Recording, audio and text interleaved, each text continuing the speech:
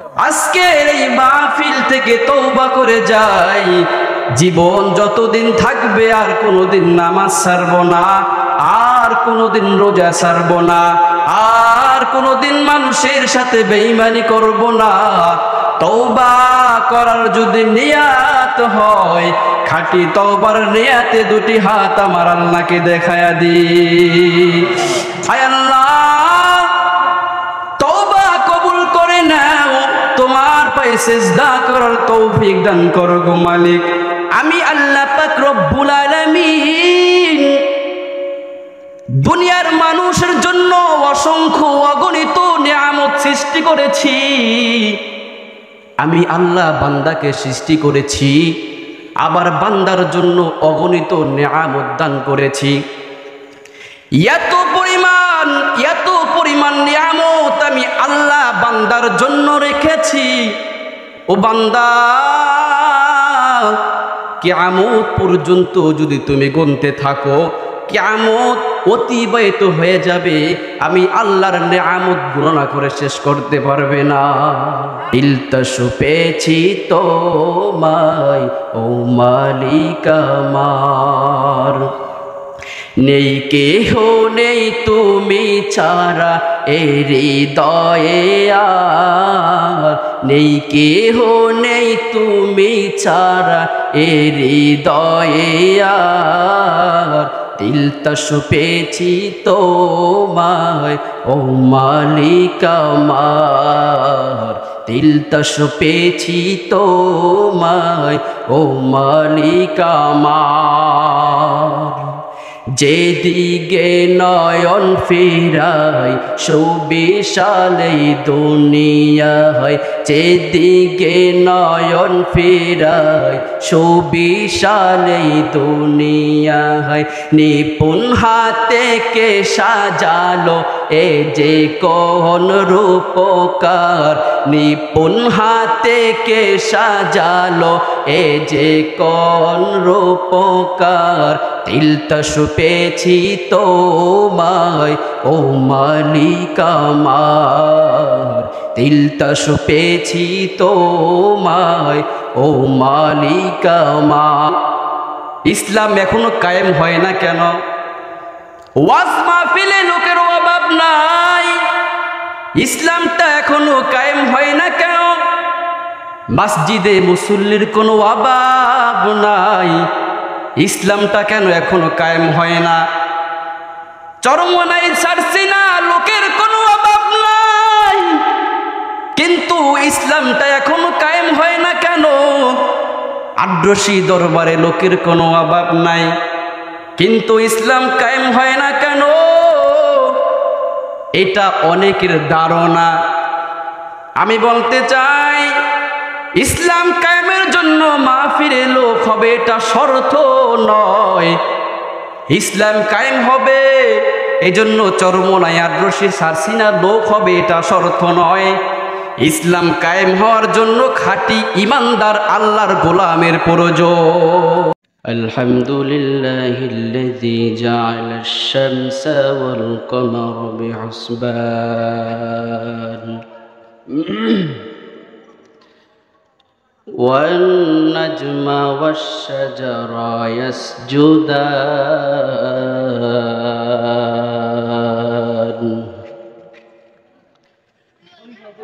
وفضل زمانا على زمان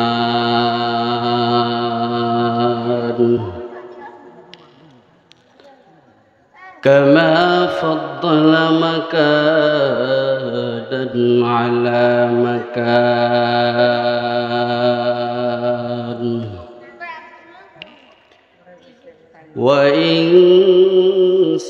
وإنسانا على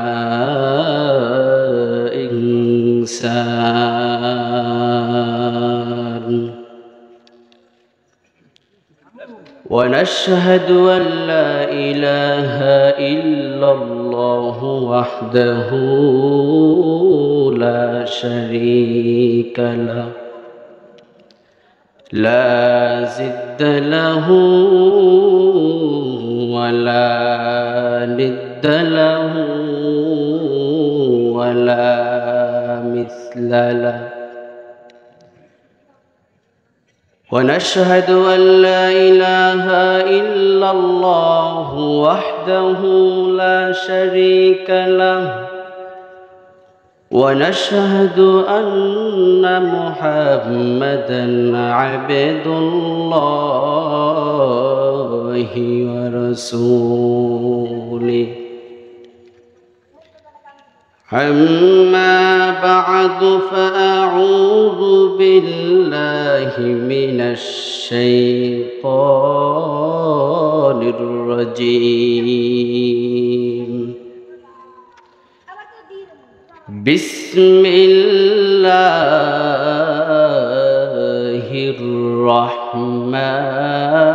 الرحمن الرحيم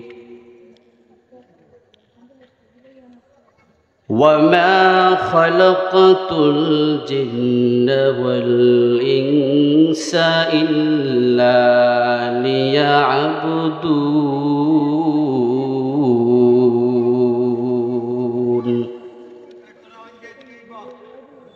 وقال النبي عليه الصلاة والسلام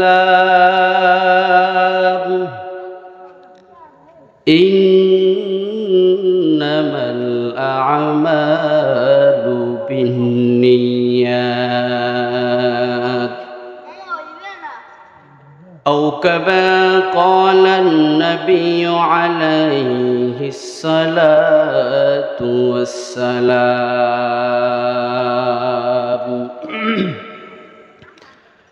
صدق الله المولانا العظيم وصدق رسوله النبي الكريم ونحن على ذلك من الشاهدين والشاكرين والذاكرين والحمد لله رب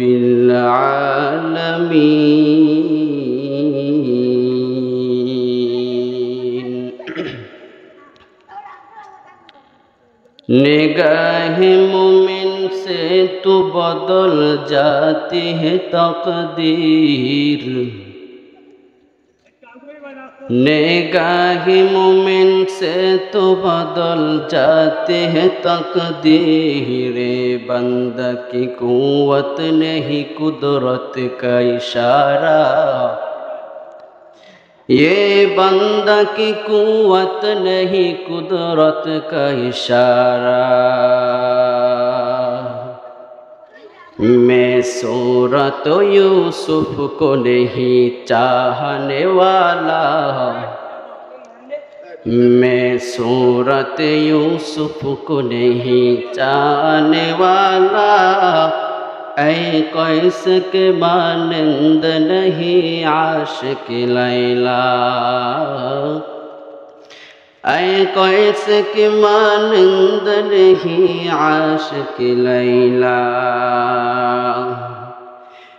मैं दूर हो मजबूर हो ऐ सैयद आलम मैं दूर हूँ मजबूर हूँ ऐ सैयद आलम दीदार दिखाते नहीं आवाज सुना दो दीदार दिखाते नहीं आवाज सुना दो ला इलाहा इल्लल्लाह সকলেই মহব্বতের সাথে মাওলা পাকের জিকির করি লা ইলাহা ইল্লাল্লাহ লা ইলাহা ইল্লাল্লাহ লা ইলাহা ইল্লাল্লাহ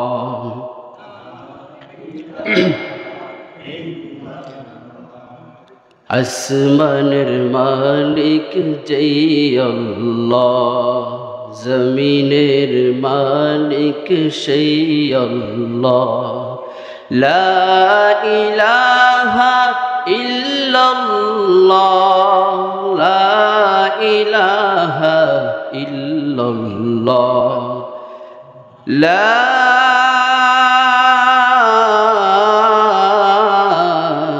ইলাহা ইল্লাল্লাহু মুহাম্মাদুর রাসূলুল্লাহ। জানি না সেই দিন আসবে কবে, মওতের ঠিকানায় যাব চলে।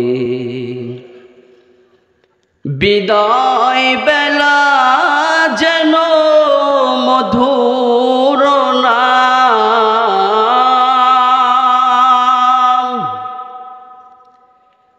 বিদায় বেলা যেন মধুর নাম, জবেতে পারি যেন জবানে আমার লা ইলাহা ইল্লাল্লাহ।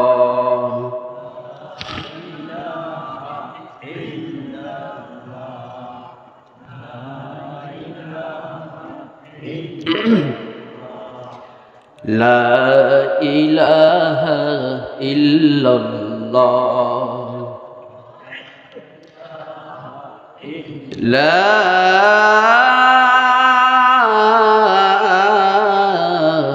ইলাহা ইল্লাল্লাহ মুহাম্মাদুর রাসূলুল্লাহ। সকলেই জবান খুলে বলি সাল্লাল্লাহু আলাইহি ওয়াসাল্লাম। আলহামদুলিল্লাহ, পশ্চিম চাঁদপুরা যুব সমাজ ও এলাকাবাসীর উদ্যোগে আজকের তাফসিরুল কুরআন মাহফিল, উপস্থিত আছেন মাহফিলের সম্মানিত সভাপতি, প্রধান অতিথি, বিশেষ অতিথিবৃন্দ, আমন্ত্রিত উলামায়ে কিরাম, মুরব্বিয়ানে আজম, আমার সমবয়সী যুবক বন্ধুগণ, পর্দার অন্তরালে থাকা শ্রদ্ধা ও সম্মানিতা মা ও বোনেরা, মহান রব্বুল আলামিনের দরবারে অসংখ্য অগণিত শুকরিয়া যে রব্বি করিম আমাদেরকে বিভিন্ন এলাকা থেকে শত শত মানুষের মধ্যে দিয়ে যাচাই করে বাছাই করে মহব্বত করে কবুল করে দুনিয়ার সমস্ত ঝামেলা থেকে বিরত রেখে হায়াতে বাঁচিয়ে রাখিয়া শরীর স্বাস্থ্য সুস্থ রাখিয়া দুনিয়ার মধ্যে উত্তাবেকদের মজলিস, আল্লাহ ওয়ালাদের মজলিস, আল্লাহ পাকের আশিকিন শাকিরিন জাকিরিনদের মজলিস তথা জান্নাতের বাগানে আমাদেরকে আসার মতো, বসার মতো, কিছু কথা বলা শোনার মতো তৌফিক সুযোগ যিনি করে দিয়েছেন তার নাম কি? কাজে এজন্য আমরা খুশি না বেজার? অল্প না বেশি? সকলের হৃদয়ের সকল ভালোবাসাটাকে উজাড় দিয়ে আল্লাহর দেওয়া জবান থেকে সকলেই কালিমাত শুকর আদায় করি আলহামদুলিল্লাহ। শত কষ্ট, শত ঝামেলার মধ্যে থেকেও যিনি এই জান্নাতি পরিবেশে বসার সুযোগ করে দিয়েছেন তার নাম। কাজী আজকের এই কষ্ট, এই মুজাহাদা, এই পরিশ্রমকে কাল কিয়ামতের দিন নাজাতের উসিলা করে দিক, সকল বলে আমিন। আল্লাহ পাক রব্বুল আলামিন অত্যন্ত মায়া করে, মোহাব্বত করে, ভালোবেসে, কবুল করে যখন একটা বান্দাকে আল্লাহ ইবাদতের জন্য কবুল করে তখনই একজন বান্দা ইবাদত করতে সক্ষম হয়, ঠিক কিনা? কাজী আল্লাহ কবুল করেছে বিদায় আমরা এখানে বসতে পেরেছি। আর কোনো সন্দেহ আছে? ক্ষমতার জোরে বসতে পেরেছি? টাকার জোরে? কোনো শিক্ষিতর যোগ্যতা দিয়ে? কাজী কোনো যোগ্যতায় কাজ হবে না আল্লাহ যদি তৌফিক না দেয়। ইবাদতের জন্য বান্দার দুইটা জিনিস সমন্বয় থাকা প্রয়োজন। কয়টা জিনিস? দুইটা জিনিস। বান্দা যদি ইবাদত করতে চায়, আপনারা এখানে বসেছেন জান্নাতি বাগানে, এটা একটা আল্লাহ পাকের ইবাদত নাকি? ইবাদত না? দ্বীনি কাজ, এটা একটা ইবাদত। কাজে এই ইবাদতের জন্য বান্দার দুইটা জিনিস সমন্বয় থাকা প্রয়োজন। একটা হচ্ছে বান্দার খালেস নিয়ত, দ্বিতীয়টা হচ্ছে আল্লাহ পাকের কবুলিয়ত। বান্দা যখন নিয়তকে খালিস করে, আল্লাহ পাক রব্বুল আলামিন সেটাকে যখন কবুল করে, তখনই একজন গোলাম আল্লাহ পাকের ইবাদত করতে পারে, তখনই একজন বান্দা আল্লাহ পাকের ইবাদত করতে পারে, ঠিক কিনা? জোরে বলেন। কাজী বান্দার আল্লাহ পাকের তৌফিক ছাড়া বান্দা কিছু করার ক্ষমতা রাখে না। এই তৌফিক জিনিসটা একটা মারাত্মক জিনিস, এটা এমনি এমনি হয় না। আল্লাহ যাকে ইচ্ছা তাকে দান করবে, সব ব্যক্তিকে আল্লাহ তৌফিক দেয় না, ঠিক না? এখন এই কথার মাধ্যম ধরে আমার সমাজের কিছু বন্ধুরা আছে যারা বলে যে মালিকের তৌফিক ছাড়া কিছুই করা সম্ভব নয়, তাহলে আমি যে নামাজ পড়ি না এটা তো তৌফিক দিছে বিদায় পড়ি না, এরকমটা কথা আছে না নাই? অনেকে বলে দেখবেন যে আমি যে নামাজ পড়ি না এটা তো আল্লাহ তাআলা কবুল করে নাই বা আল্লাহ তৌফিক দিয়েছে নামাজ না পড়ার। আসলে আল্লাহ কি বান্দাকে নামাজ না পড়ার তৌফিক দেয়? কাজে এটা একটা ভুল ধারণা। আবার অনেক যুবকরা বলে যে আমি যে আঙ্গুল ফল খাই, আঙ্গুল ফল চেনেন না? সবাই চেনে। কাজে আমি যে আঙ্গুল ফল খাই এটা তো মাওলা পাক তৌফিক দিয়েছি বিদায় খাইতে পারি, এরকম একটা ধারণা আছে না নাই? সরাসরি জবাব হলো বান্দার নিয়াত যেরকম আল্লাহ তাআলার ফয়সালাও এরকম, ঠিক না? বান্দা যদি নিয়াত করে আমি চুরি করব, আল্লাহ তাকে ওই রাস্তায় প্রচলিত করে। বান্দা যদি নিয়াত করে আমি চুরি করব না, আল্লাহ তাকে ওই রাস্তায় কবুল করে। বান্দা যদি নিয়াত করে আমি নামাজ পড়ব, আল্লাহ তাকে ওই রাস্তায় প্রচলিত করে। বান্দা যদি নিয়াত করে আমি নামাজ পড়ব না, আল্লাহ তাকে ওই রাস্তায় কবুল করে। সরাসরি জবাব হলো বান্দার নিয়াত যেরকম আল্লাহ তাআলার ফয়সালাও এরকম, ঠিক না? কাজে আমাদের নিয়াত কি তাদের মতো? আমাদের নিয়াত আল্লাহ তাআলা ভালো মজলিসে বসার তৌফিক দিয়েছে, তাই না? এই যে এটা একটা নিয়ামত, এটা একটা নিয়ামত না? কারণ এখন অনেকে দেখবেন দোকানে বাগানে আড্ডায় যে জান্নাতি বাগানের আয়োজন করা হয়েছে, এখানে এসে তারপর দোকানে বসে আছে, এটা কপাল পোড়া। এর থেকে হতভাগা ব্যক্তি দ্বিতীয় আর কেউ হতে পারে না। কারণ এই জান্নাতি পরিবেশ তো প্রতিদিন হবে না, হবে হবে কাজে আল্লাহ তো বলেছেন তোমরা আবার নিয়ামতের শুকরিয়া আদায় করো, আমি বান্দাকে নিয়ামত বাড়ায় দেবো, বলে না আল্লাহ? আল্লাহ কোরআনের মধ্যে নসিহত করে জানিয়ে দিয়েছেন, লাইন শাকারতুম লাযীদান্নাকুম লাইন শাকারতুম লাযীদান্নাকুম ওয়া লাইন কাফারতুম ইন্না আযাবি লাশাদীদ।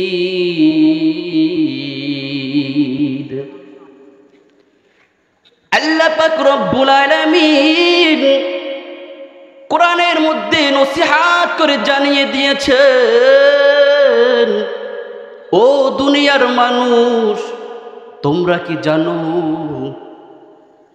আমি আল্লাহ পাক রব্বুল আলামিন দুনিয়ার মানুষের জন্য অসংখ্য অগণিত নিয়ামত সৃষ্টি করেছি। আমি আল্লাহ বান্দাকে সৃষ্টি করেছি, আবার বান্দার জন্য অগণিত নিয়ামত দান করেছি।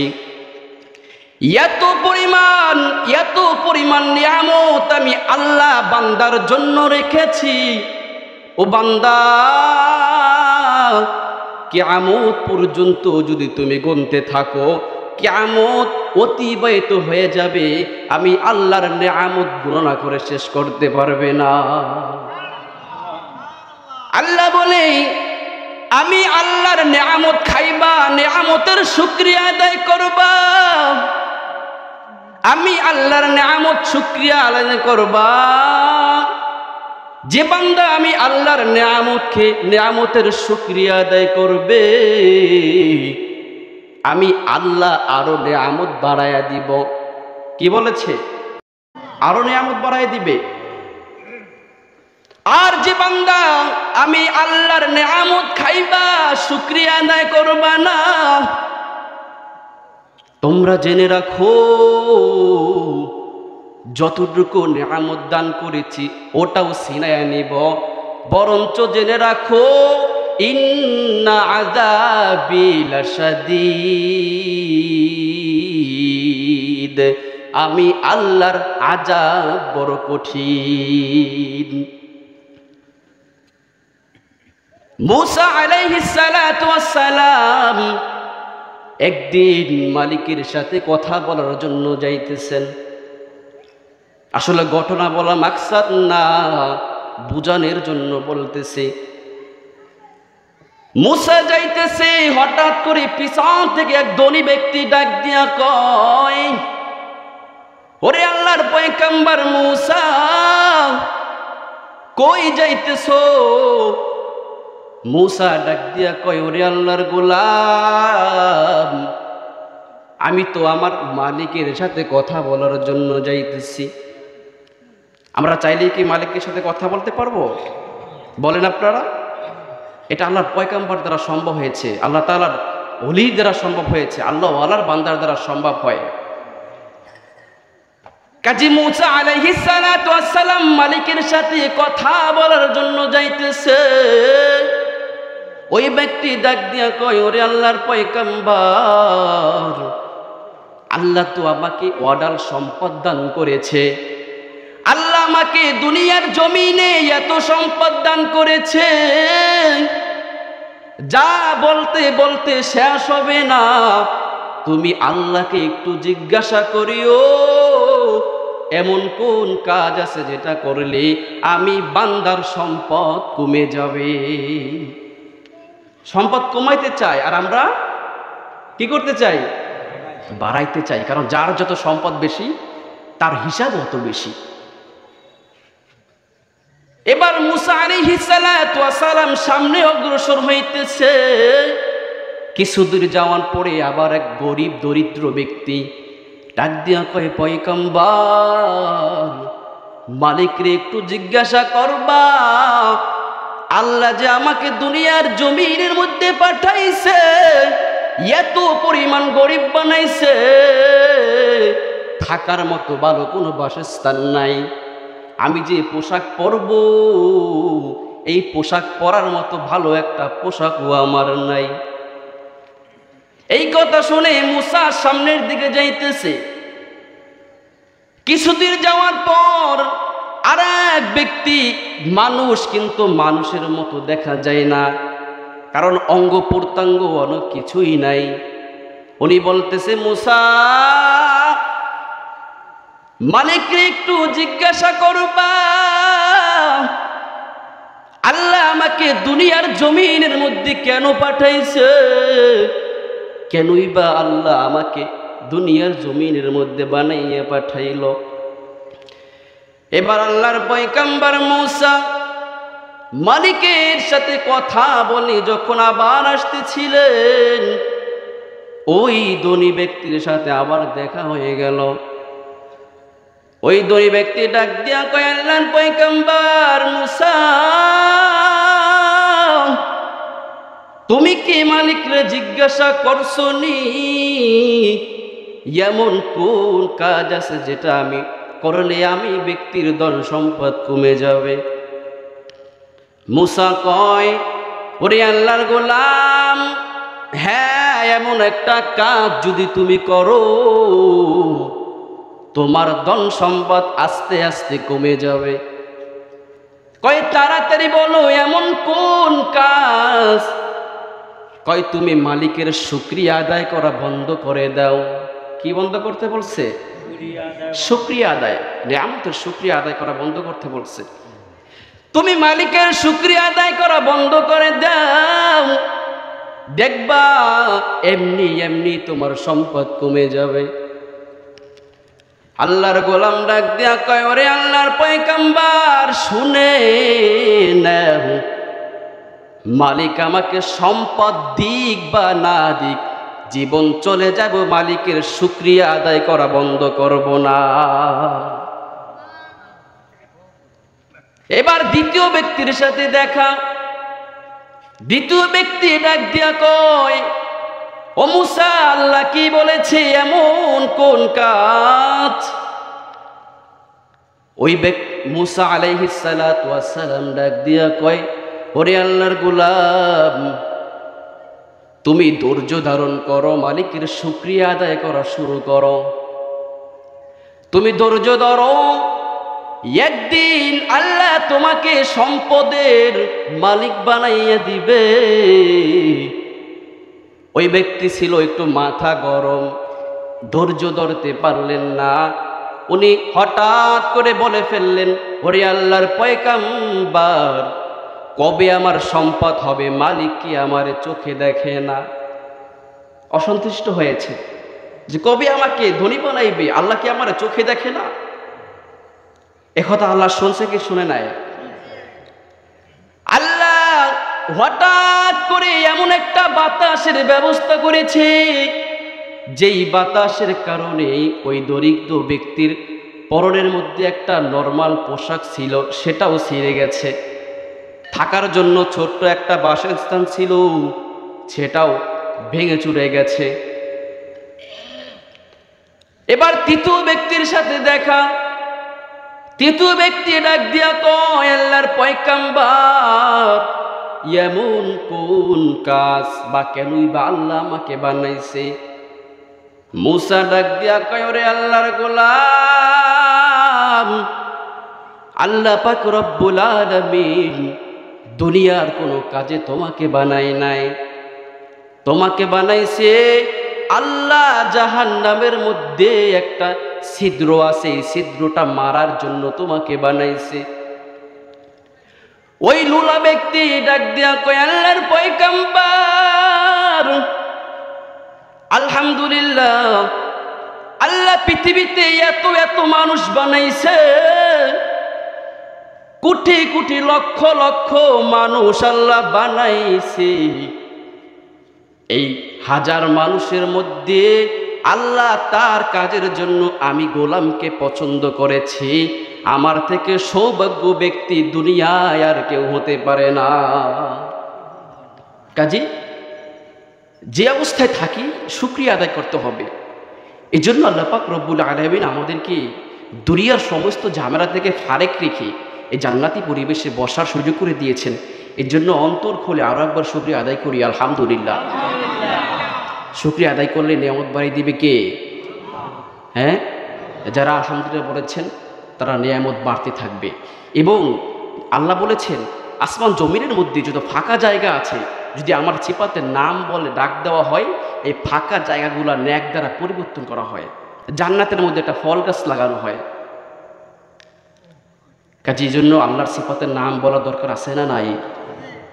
কাজে আমি যে আয়াতে কারিমা তিলাওয়াত করেছি, আল্লাহ বলে, ওমা খলাকুতুল জিন্না ওয়াল ইনসা ইল্লা লিয়াবুদুন।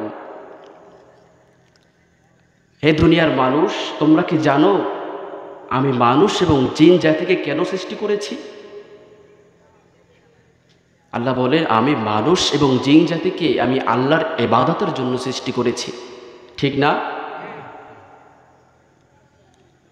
এই দুনিয়া কি এমনি এমনি সৃষ্টি হয়েছে? হ্যাঁ, কেউ একজন সৃষ্টি করেছে, তাই না? এমনি এমনি কিছু হতে পারে না। কিন্তু তারপরও দেখবেন নাস্তিকরা বলে যে দুনিয়া, আসমান, জমিন সব কিছু এমনি এমনি সৃষ্টি হয়েছে। বেঈমানরা বলে যা কিছু দেখি বা না দেখি এগুলো সব এমনি এমনি সৃষ্টি হয়েছে, আল্লাহ বলতে কিছু নাই, এরকম তারা বলে, বলে না? এখন আমরা যারা মুসলমান, আমাদের ধারণা কি এরকমের? বলেন, আমাদের ধারণা কি? যে দুনিয়া বানাইছে একজন আছে, তার নাম কি? আল্লাহ। কাজী আল্লাহ পাক রব্বুল আলামিন এই দুনিয়া বানাইছে কয়দিনে জানেন আপনারা? গ্রামে একটা কথা আছে না, যে 6 দিনে বানাইছে আল্লাহ দুনিয়া। এরকম শুনছেন কিনা? হ্যাঁ, আল্লাহ 6 দিনেই বানাইছে। কিন্তু এটা কি আমাদের দুনিয়ার 6 দিন? বলেন। কারণ মানুষ বানাইতে আল্লাহ 10 মাস নিচ্ছে, কিন্তু এত সমুদ্র, এত কিছু, পাহাড় পর্বত, আসমান জমিনের মধ্যে অনেক কিছু, একটা নয়, দুইটা নয়, 7টা আসমান, 7টা জমিন আল্লাহ বানাইছে। কাজী এগুলো বানাইছে মাত্র 6 দিনে। কথাটা একটা কেমন যেন লাগে না? বলেন না, কেমন যেন লাগে না? 6 দিনে কেমনে বানাইলো? আসলে এটা আসলে গণনা আল্লাহ তাআলার আখিরাতের গণনা, এটা দুনিয়ার গণনা না। ঠিক না?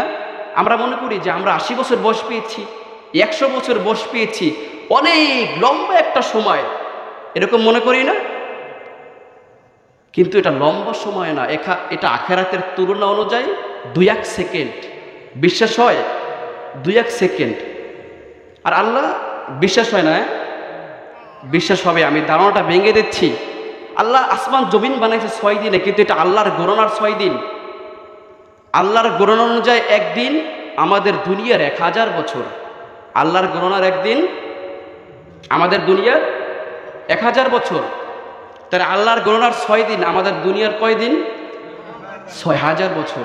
তাহলে বুঝতে হবে আল্লাহ আসমান জমিন বানাইতে 6000 বছর নিয়েছে, এটা আমাদের হিসাবে, কিন্তু আল্লাহর হিসাবে কয় দিন? 6 দিন। তাহলে আল্লাহর একদিনে 1000 বছর। তাহলে আমরা তো আল্লাহর একদিনও পাই নাই, পাই? মিথ্যা বলেছি? বলেন। তাহলে কতটুকু সময়? আখিরাতের 2-1 মিনিটের সময়।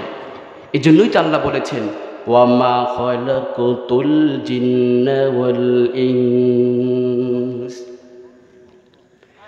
ওয়ামা খালাকুতুল জিন্না ওয়াল ইনসা ইল্লা লিয়াবুদুন মা খালাকুতুল জিন্না ওয়াল ইনসি বাখা জুজ ইবাদা নিস্তে মাকসুদ আজ্জাহা মা খালাকুতুল জিন্না ওয়াল ইনসি বাখা জুজ ইবাদাত নিস্তে মাকসুদ আজ্জাহা। আল্লাহ পাক রব্বুল আলামিন নসিহাত করে জানিয়ে দেয়, ও দুনিয়ার মানুষ, তোমরা কি জানো আমি আল্লাহ জিন এবং মানুষ জাতিকে কেন সৃষ্টি করেছি? আল্লাহ বলে, আমি জিন এবং মানুষ জাতিকে কেন সৃষ্টি করেছি তোমরা কি জানো? আমি মানুষ জাতিকে সৃষ্টি করেছি একমাত্র আমি আল্লাহর গোলামির জন্য, একমাত্র আমি আল্লাহর ইবাদতের জন্য। কাজী বন্ধু, এই জন্য আমি বলতে চাই, এই ইবাদতটা হতে হবে আমার আল্লাহর রাজি খুশির জন্য, ঠিক না? দুনিয়ার কোনো ব্যক্তির জন্য হবে নাকি? এই ইবাদতটা হতে হবে আল্লাহর হুকুমের মধ্যে দিয়ে। এই ইবাদতটা হওয়া চাই আমি আল্লাহর রাজি খুশির জন্য। যে বান্দা আল্লাহর হুকুম মতো দুনিয়া থেকে বিদায় নিতে পারলো, সে বান্দা সফলতা অর্জন করলো। আর যে বান্দা আল্লাহর হুকুম মতো দুনিয়া থেকে বিদায় নিতে পারলো না, ওই বান্দার মতো হতভাগা দুর্ভাগ্য ব্যক্তি দুনিয়ার জমিনে আর কেউ হতে পারে না। এজন্য আমাদের মূল টার্গেট হলো ঈমান তৈরি করা। ঈমান তৈরি করা দরকার আছে না নাই? আমাদের মূল টার্গেট ঈমান তৈরি করা। এজন্যই বান্দা সর্বক্ষণ আল্লাহর উপরে তাওয়াক্কুল করবে আর আল্লাহর সৃষ্টি নিয়ে গবেষণা করবে, আর সব সময় এর হৃদয় এ দিল আমার আল্লাহর দিকে সঁপে দিবে, ঠিক না? সব সময় এর হৃদয় এ দিল কার দিকে থাকবে?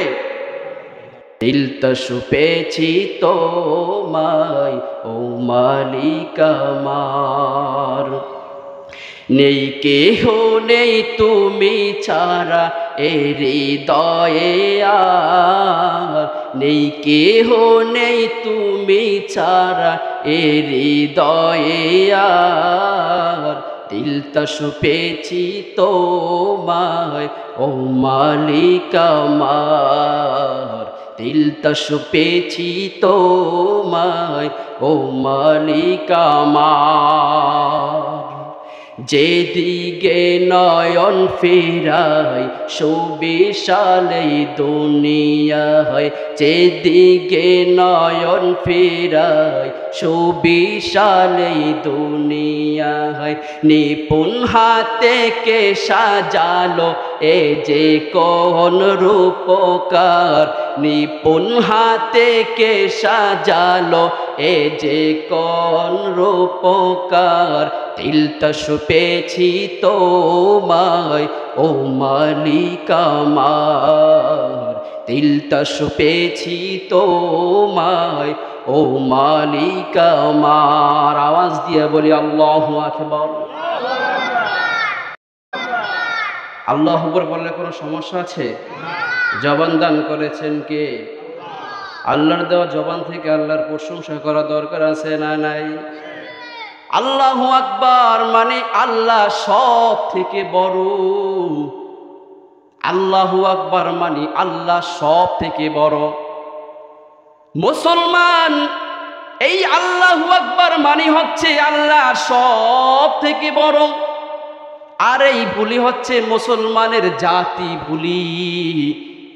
আমি বলতে চাই ও মুসলমান, আল্লাহু আকবার এই জাতি বলি তুমি যদি ভুলে যাও, মনে রাখো তোমার জন্য অতি শীঘ্রই আল্লাহর গজব চলে আসবে। কারণ মুসলমান এমন একটা জাতি, লক্ষ লক্ষ কাফেরের মোকাবেলায় মুসলমান যখন যুদ্ধ করতেন, মুসলমানের পারমাণবিক বোমার কোনো প্রয়োজন হতো না, তেমন অস্ত্র শস্ত্রের কোনো ব্যবস্থা ছিল না। কিন্তু মুসলমানের কাছে একটা অস্ত্র ছিল, যেটা হয়েছে আল্লাহর এই ধ্বনি আল্লাহু আকবার। লক্ষ লক্ষ কাফেরের মোকাবেলায় মুসলমান যখন আল্লাহু আকবারের ধ্বনি দিয়ে যুদ্ধ শুরু করতেন, এই আওয়াজ যখন কাফের মুশরিক বেঈমানদের কানের মধ্যে যাইত, কাফের মুশরিকের হাত থেকে তরবারি কাঁপতে কাঁপতে জমিনের মধ্যে পড়ে যেত। এজন্য আমি বলতে চাই, আল্লাহু আকবার মানে সব থেকে বড়। জীবন চলে যাবে তারপরও এই নাম বলবো, বলা যাবে? কাজেই জন্য আমি বলতে চাই, আমাদের মূল টার্গেট হলো ঈমান তৈরি করা। ঈমান তৈরি করার জন্য সব কিছু আমার আল্লাহর উপরে সুবর্দ করতে হবে, সব কিছু আমার আল্লাহর উপরে তাওয়াক্কুল করতে হবে। কারণ আল্লাহ তো নসিহত করে জানিয়ে দিয়েছেন, কুল ইন্না সলাতি ওয়া নুসুকি ওয়া মাহইয়ায়া ওয়া মামাতি লিল্লাহি রাব্বিল আলামিন।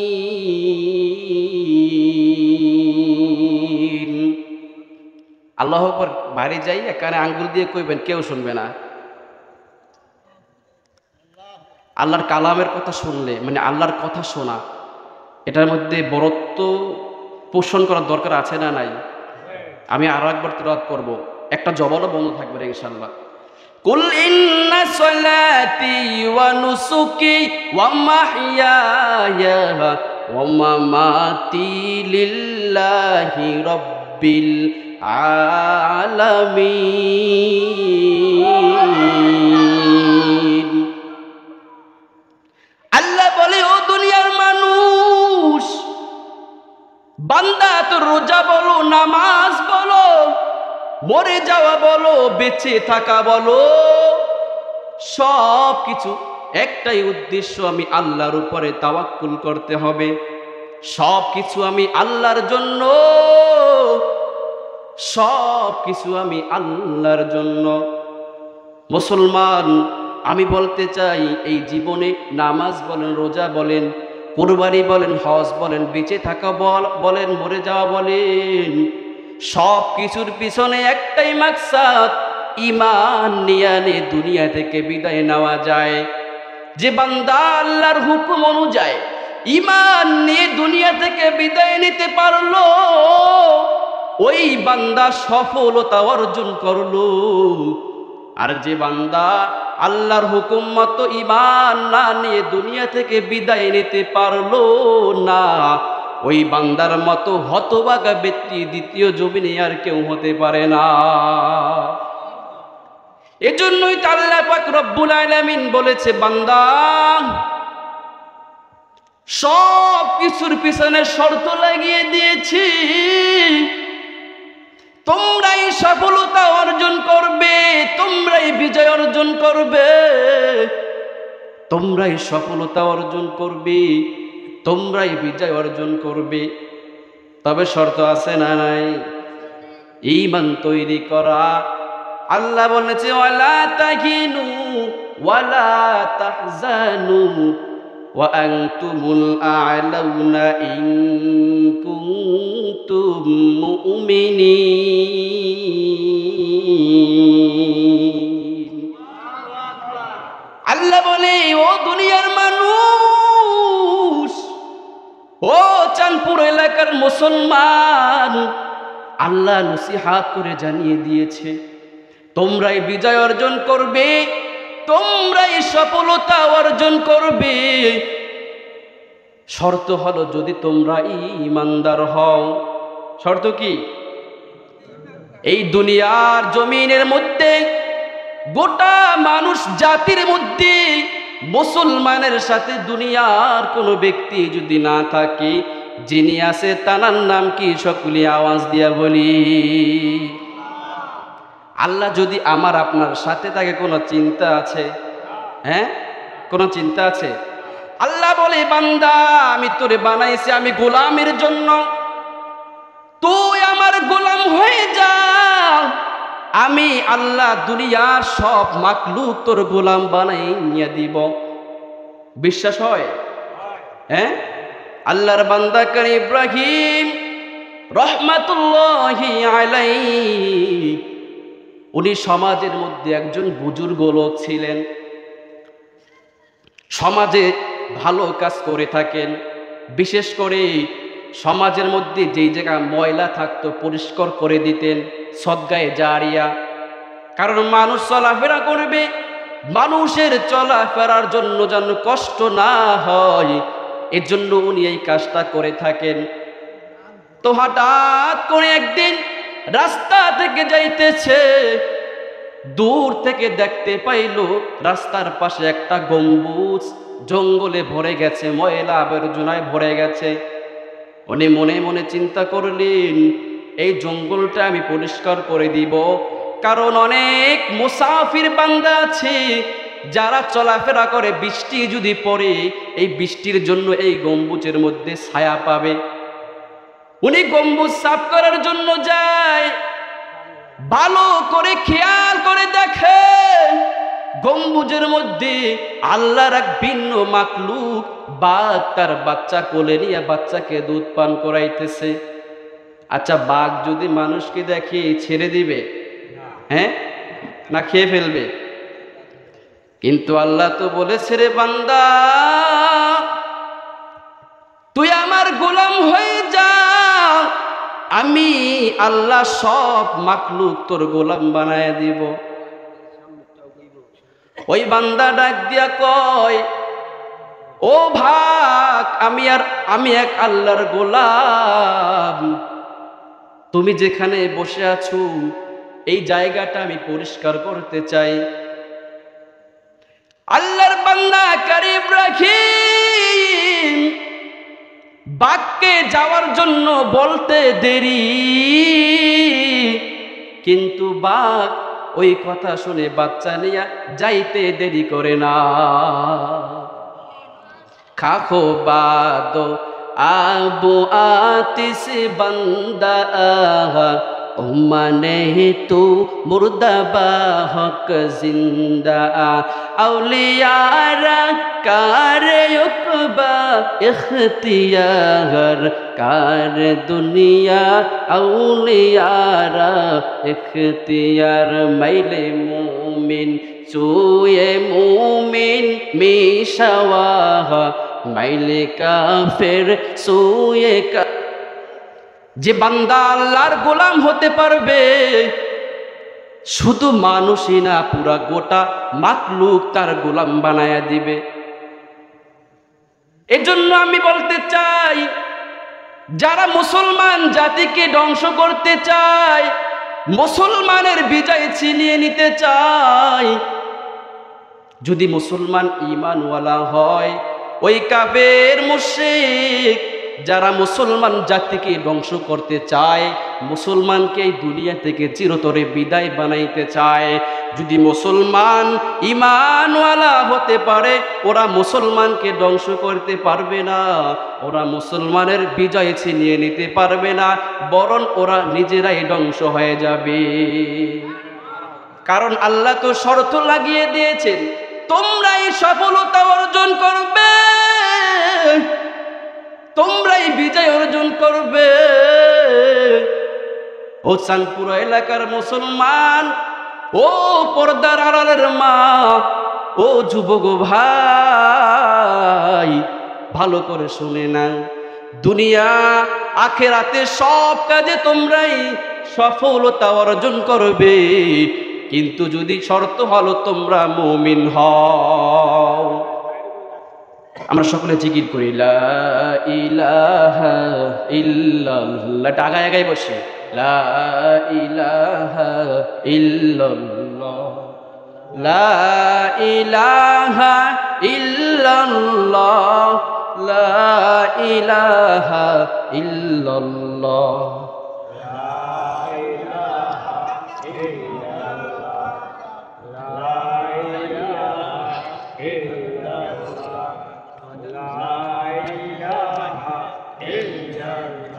ভাই যে আগে আগে বসবে আল্লাহ তাআলা জান্নাতের মধ্যে তাকে আগে আগে পৌঁছাই দেবে ইনশাআল্লাহ। আমরা নিয়ত করতে পারি না? আমরা নিয়ত করবো আগে আগে বসবো, আল্লাহ এই উচিলাই কিনা জান্নাতে সবার আগে পাঠাইতে পারে না আল্লাহ। এই জন্য জিকিরের মাধ্যমে আমরা সামনে আগাই। লা ইলাহা ইল্লাল্লাহ,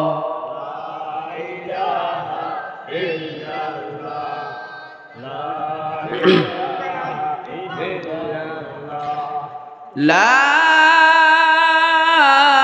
ইলাহা ইল্লাল্লাহু মুহাম্মাদুর রাসূলুল্লাহ।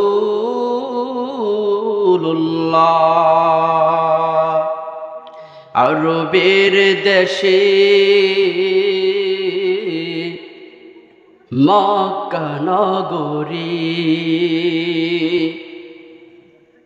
যেথায় আমিনার ঘর,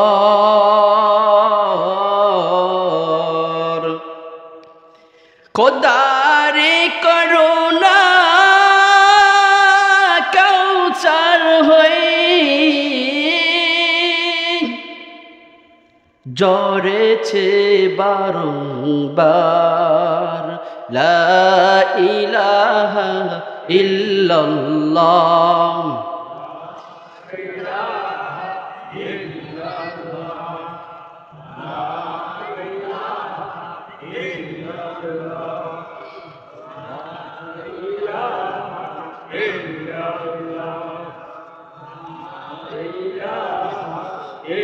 লা ইলাহা ইল্লাল্লাহু মুহাম্মাদুর রাসূলুল্লাহ। সকলেই জবান করে বলি সাল্লাল্লাহু আলাইহি ওয়াসাল্লাম। কাজের জন্য আমি বলতে চাই, এই দুনিয়ার জমিনের মধ্যে যা কিছু করি সব কিছুর পিছনে কি উদ্দেশ্য? সব কিছুর পিছনে উদ্দেশ্য একটাই থাকবে, যা কিছু করি ঈমান নিয়ে আনি দুনিয়া থেকে বিদায় নেওয়া যায়। এখন দেখবেন সমাজের মধ্যে, এলাকার মধ্যে অনেক মানুষ আছে যারা বলে আমি ঈমানদার, আমি মুমিন, আমার ঈমানের কোনো কমতি নাই। আবার একথাও বলে হুজুর ঈমান ঠিক আছে, শুধু নামাজটা পড়তে পারি না। আছে না নাই? নামাজ না পড়লে ঈমান ঠিক থাকে? কই হুজুর ঈমান ঠিক আছে কিন্তু নামাজটা পড়তে পারি না। আমি বলতে চাই যে ঈমান দ্বারা তুমি মসজিদে যেতে পারলা না, সেই ঈমান দ্বারা জান্নাতে যাওয়া যাবে না। যে ঈমান দ্বারা বাড়ির পাশের মসজিদে নিতে পারলো না, ওই ঈমান দ্বারা আল্লাহর জান্নাতে যাওয়া যাবে না। অনেকে বলে আমি ঈমানদার, কিন্তু দাড়ি পাল্লায় পরিমাপ করলে দেখা যায় কয়জন ঈমানদার পাওয়া যায়, ঠিক না? পরিমাপ করলে দেখা যায় কয়জন ঈমানদার পাওয়া যায়। আবার অনেকে বলে ঈমানদার তো অভাব নাই, ইসলাম এখনো কায়েম হয় না কেন? ওয়াজ মাহফিলে লোকের অভাব নাই, ইসলামটা এখনো কায়েম হয় না কেন? মসজিদে মুসল্লির কোনো অভাব নাই, ইসলামটা কেন এখনো কায়েম হয় না? চরমনাই ছাড়ছি না, লোকের কোনো অভাব নাই, কিন্তু ইসলামটা এখনো কায়েম হয় না কেন? আদ্রসি দরবারে লোকের কোনো অভাব নাই, কিন্তু ইসলাম কায়েম হয় না কেন? এটা অনেকের ধারণা। আমি বলতে চাই, ইসলাম কায়েমের জন্য মাহফিলে লোক হবে এটা শর্ত নয়। ইসলাম কায়েম হবে এজন্য চরমোনাই আদ্রসি সারসিনা লোক হবে এটা শর্ত নয়। ইসলাম কায়েম হওয়ার জন্য খাঁটি ইমানদার আল্লাহর গোলামের প্রয়োজন, ঠিক না? কিন্তু অনেকে বলে আমি ইমানদার, আবার কিছু ইমানদার দেখবেন ইমানদার নামাজও পড়ে আবার মিথ্যা কথাও বলে, আছে না নাই? হ্যাঁ, ইমানদার নামাজও পড়ে আবার ছগলখুরিও করে। ইমানদার নামাজও পড়ে আবার অন্যের গীবাত করে। নামাজও পড়ে আবার এক মুসলমানের হক নষ্ট করে, আছে না? কিন্তু আল্লাহ বলে, বান্দারে হক করলা, আমি আল্লাহর হক নষ্ট করেছো, কোনো সমস্যা নাই, কারণ আমি আল্লাহ চাইলেই মাফ করে দিব। কিন্তু তোমার পাশের বাইরের জমি তুমি কোপাইয়া কোপাইয়া নিয়ে গেছো, ওই বান্দা যতক্ষণ পর্যন্ত তোমার ওই ভাই মাফ না করবে আমি আল্লাহ ক্ষমা করব না। কারণ নবী আলাইহিস সালাতু ওয়াস সালাম বলে, ও আমার সাহাবারা, তোমরা কি জানো কিয়ামতের দিন কোন ব্যক্তি সব থেকে নির্লজ্জ, অপমানিত, বড় এতিম? তোমরা কি জানো কিয়ামতের দিন সব থেকে কোন ব্যক্তি অপমানিত, বড় এতিম হয়ে উঠবে? সাহাবায়ে কেরাম বলেন, না ইয়া রাসূলুল্লাহ। আবার কেউ কেউ বলে যে ব্যক্তি জাহান্নামী, আবার কেউ বলে যে ব্যক্তির মাও নাই বাবাও নাই। কিন্তু নবী আলাইহিস সালাতু ওয়াস সালাম বলে, না না, এরকম কোন ব্যক্তি কিয়ামতের দিন নির্লজ্জ হবে না। ওই ব্যক্তি নির্লজ্জ যার আমলের কোনো অভাব নাই, সিজদার কোনো অভাব নাই, দান সদকার কোনো অভাব নাই, সমাজে ভালো কাজের কোনো অভাব নাই, লক্ষ লক্ষ সিজদা আল্লাহকে করেছে, কিন্তু তারপর ওই ব্যক্তি কেন অপমানিত তোমরা কি জানো? কয় ওই ব্যক্তি এজন্যই অপমানিত, দুনিয়ায় বসে হকুল ইবাদ বান্দার হক নষ্ট করেছে। সাহাবায়ে কেরাম বলে, ইয়া রাসূলুল্লাহ, কেমন হক নষ্ট করেছে? কয় বড় ভাই ছোট ভাইয়ের জমি চুরি কইরা খাইছে, পাশের জমি চুরি কইরা নিয়ে গেছে, ক্ষমতার দাপট দেখাইয়া জমি ক্রয় করছে, একজনকে মারছে, ক্ষমতা পাইয়া মুসলমান যে ছোট যে মানুষ সমাজের মধ্যে দরিদ্র ব্যক্তিকে অনেক ঠকাইছে। কিন্তু এই ব্যক্তি নামাজ পড়ার পর অপমানিত হয়েছে, কারণ হকুল ইবাদ বান্দার হক নষ্ট করেছে। হাসরের ময়দানে আল্লাহ পাক রব্বুল আলামিন যখন হিসাব করবেন, দেখবেন এই ব্যক্তির নেকের কোনো অভাব নাই, জান্নাতের ফয়সালা হয়ে যাবে। হঠাৎ করে পিছন থেকে ডাক দিয়া কয়, মালিক, তুমি তোমার বান্দাকে জান্নাতে পাঠাইছো, কিন্তু আমার একটা দাবি আছে। বলে, কি দাবি? কয়, দুনিয়ার জমিনের মধ্যে বসে আমি ব্যক্তি বড় দরিদ্র ছিলাম, আমি বড় ছোট ছিলাম, এই তোমার বান্দা ক্ষমতার দাপট দেখাই আমার হক নষ্ট করেছে, আমার উপরে জুলুম করেছে, আমার উপরে অত্যাচার করেছে। আজকে আমি আমার এই পাওনা না দিলে জান্নাতে যেতে দেব না। আখিরাতের ময়দানে জমি দেওয়ার কোনো ব্যবস্থা আছে? টাকা দেওয়ার কোনো ব্যবস্থা আছে? কি দিতে হবে? নেকি। এই ব্যক্তি এরকম শত শত লোককে নেকি দিতে দিতে লাস্টে জাহান্নামী হয়ে গেছে। এজন্যই তো নবী বলেছে, হাসরের ময়দানে কে সবচেয়ে অপমানিত, কে লজ্জিত তোমরা কি জানো? যে বান্দা মানুষের হক নষ্ট করে, আদায় না করে দুনিয়া থেকে বিদায় নিবে। ও চাঁদপুর এলাকার মুসলমান, আজকে মাহফিল থেকে তওবা করে যাই। যে ব্যক্তির হক আমি নষ্ট করেছি আমি নিজেই জানি। রাত্র পনের পর তো হয়তো আর দুনিয়ার জমিনে নাও থাকতে পারে। এমনকি এই মাহফিল আজকে জীবনের শেষ মাহফিল হতে পারে কি পারে না। এই জন্য পায়ে হাত দিয়ে বলি, এই টাকা পয়সা নিয়ে তো কবরে যাওয়া যাবে না। জীবন চলে যাবে, মরণের চিন্তা কি নাই? ও যুবক, মরণের চিন্তা করো না। তোমার বন্ধুর হক নষ্ট করেছো, একটু চিন্তা করে দেখো কত বন্ধু বান্ধব ছিল আজ তারা দুনিয়ার জমিনে নাই। তোমার থেকে কম বয়সী যুবক কি মরে না? তুমিও একদিন মরবা, মরণ থেকে পালানো যাবে না। মরণ থেকে যতই পালাও, মরণ তোমায় নিবে গিরি। যদিও সুদূর আকাশ পানে লুকাও, সেথায় লাগিয়ে সিঁড়ি।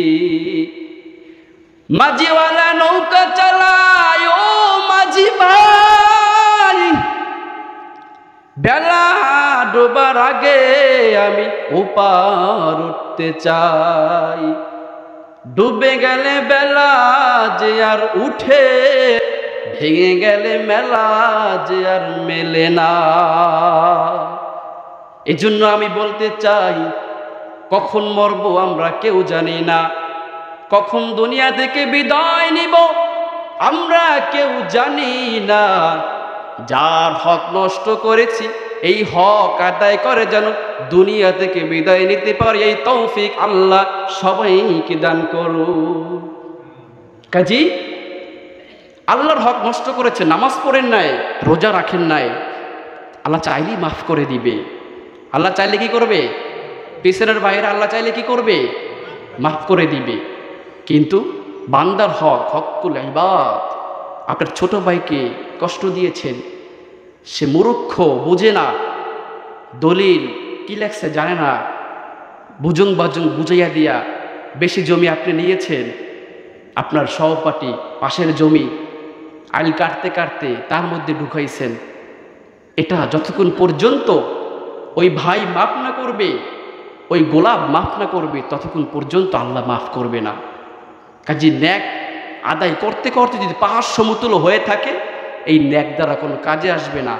এই ন্যাক দিয়ে তারপর জান্নাতে যেতে হবে, ঠিক না? ঠিক কি না? এর জন্য আমি বলতে চাই, সব কিছুর পিছনে ঈমান থাকা চাই। ঈমান থাকলে ঈমানদার কখনো মিথ্যা কথা বলতে পারে না। ঈমান থাকলে ঈমানদার কখনো হক নষ্ট করতে পারে না। ঈমানদার কখনো ফায়সা কথা বলতে পারে না। দেখবেন চার দোকানে বসে একজন একজনকে গালি দেয়, আবার হুজুরদের দেখলে একটু সম্মানও করে, আছে না নাই? বলো হুজুরি আইছে, নাইলে তোরে যা কইতাম। হ্যাঁ, কিন্তু হুজুর আওয়ার আগে কইছে একদম, হ্যাঁ কি কইছে আর বলার ভাষা নাই। হুজুরি আইছে, নাইলে তোরে যা কইতাম, হ্যাঁ আল্লাহ জানে। হুজুরের সম্মান করেছে, হুজুরকে ভয় পেয়েছে, হুজুরে কি বলে এটার চিন্তা করেছে। কিন্তু হুজুর না, দুনিয়ার কোনো মানুষ না, আমার সব কাজ সর্বক্ষণ যিনি দেখে এবং শোনে তার নাম কি? আওয়াজ দিয়া বলি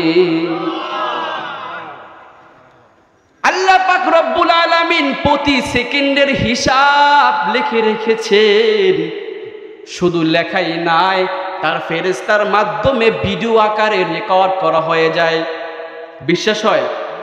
তাই ফেরেশতার মনে থাকেনি। আরে একজন দুইজন নয়, লক্ষাধিক কোটি কোটি ফেরেশতা আল্লাহ দুনিয়ার জমিনে মানুষের জন্য পাঠাইছে। কারণ আল্লাহ বলে, বান্দারে তোরে বড় আদর করে বানাইছি, তোরে করো ভালোবেসে মহব্বত করে বানাইছি। আজকে তুই আমারে ভুলিয়ে গেছো, তোর সেফটির জন্য আমি লক্ষাধিক ফেরেশতা নিয়োজিত করেছি।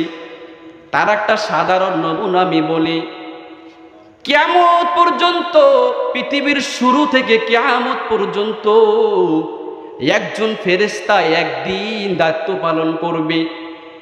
একজন ফেরেশতা জমিনের মধ্যে একবার দায়িত্ব পালন করলে কিয়ামতের আগ পর্যন্ত আর কোনো দায়িত্ব নাই। তাহলে বুঝতে হবে কেমন কত কত হাজার হাজার ফেরেশতা আল্লাহ বানাইছে, ঠিক না? আল্লাহ কয়, সব কিছু বান্দা তোর জন্য বানাইছি, আর বান্দা তোরে বানাইছি আমি আল্লাহর জন্য। এজন্য আমি বলতে চাই, হুজুরেরা দেখছেন ফায়সা কথা বন্ধ করে দিয়েছেন। না না, শুধু হুজুর নয়, হুজুর তো কিছু সময় থাকবে, কিন্তু আমার আল্লাহ সব সময় থাকেন। আল্লাহ কয়, বান্দারে আমার ঘুমও নাই, আমার কোনো চিন্তা নাই, কোনো বউ নাই, কোনো স্বামী নাই, কোনো বাচ্চা নাই, কোনো খাওয়া নাই, ঘুম নাই, তন্দ্রাও নাই। বান্দা তুই সব সময় কি করো, আমি ভিডিও আকারে রেকর্ড করে রাখি, ঠিক না? এজন্য ভাই আমি বলতে চাই, যা কিছু করব সব কিছুর পিছনে একটাই মাকসাদ থাকবে, ঈমান নিয়ে আনি দুনিয়া থেকে বিদায় নেওয়া যায়। আর যারা ঈমানদার তাদের আল্লাহ পরীক্ষা করে না, করে কি? হ্যাঁ, পরীক্ষা করে না? যারা ঈমানদার আল্লাহ তাদেরকে পরীক্ষা করে। কেন করে? আল্লাহ কয়, আমি ঈমানদারকে পরীক্ষা করি, ঈমানদারের ভুল ত্রুটি ধরাইয়া দিয়া ঈমানদারকে জান্নাতি করার জন্য। আল্লাহর এক বান্দী মহিলা মানুষ, ঈমানি পরীক্ষা, দুধের বাচ্চা কোলে নিয়ে বেঈমানের সামনে হাজির হয়ে গেল। বেঈমান জালেম ডাক দিয়া কয়, ও নারী, বলে হ্যাঁ। কয়, তুমি কি ইসলাম গ্রহণ করছো? বলে হ্যাঁ, আমি ইসলাম গ্রহণ করছি। কয়, তাড়াতাড়ি ইসলাম ছেড়ে দাও, আমি বেঈমান, আমি কাফের, আমার কালিমা গ্রহণ করে আমার পায়ে সিজদা লাগাও। আল্লাহর বান্দা ডাক দিয়া কয়, ও বেঈমান কাফের, জীবন চলে যাবে, তারপরও তো কোনো বেঈমানের সামনে মাথা নত করব না। কয়, তুমি যদি ঈমান না ছাড়ো, তোমার দুধের বাচ্চাকে জ্বালাইয়া দেওয়া হবে। ওই মহিলা ডাক দেয়া কয়, ওরে বেঈমান, একজন নয়, দুইজন নয়, লক্ষাধিক ছেলে আমি আল্লাহর জন্য ইসলামের রাস্তায় কুরবানি করে দিব, তারপরও কোনো বেঈমানের সামনে মাথা নত করব না। এই কথা বলার পর বেঈমান জালেমের মাথা গরম হয়ে গেল। বেঈমান জালেম আগুনের কুণ্ডুলি জ্বালাইয়া ওই দুধের বাচ্চাকে আগুনের মধ্যে ফালাইয়া দেয়। আগুনের মধ্যে ফালানোর পর ওই মহিলা কান্দিয়ার কয়, মালিক, বহু সাধনার পর একটা সন্তান তুমি আমাকে দান করেছো। আজকে তোমার কালিমার ছায়া তলে কালিমা গ্রহণ করেছি, এই জন্য আমার ছেলেকে কোরবানি করে দিলাম। ওই বাচ্চাকে যখন আগুনের মধ্যে ফালাইলো, আল্লাহর কি মহিমা! আল্লাহ তো রহমান, আল্লাহ গফফার, আল্লাহর কুদরতি কত মায়া। ওই বাচ্চা আগুনের মধ্যে যাওয়ার পর আল্লাহ কুদরতি মাধ্যমে বাচ্চার জবানটা খুলে দেয়। বাচ্চার জবান খুলে যাওয়ার পর ওই বাচ্চা ডাক দিয়া কয়, ও মা, ভয় করবা না, তুমিও ভয় করবা না, দেখতেছো তো তোমার সামনে আগুন, কিন্তু এটা আগুন না, এটা ঈমানের বরকতে ফুলের বাগান হয়ে গেছে।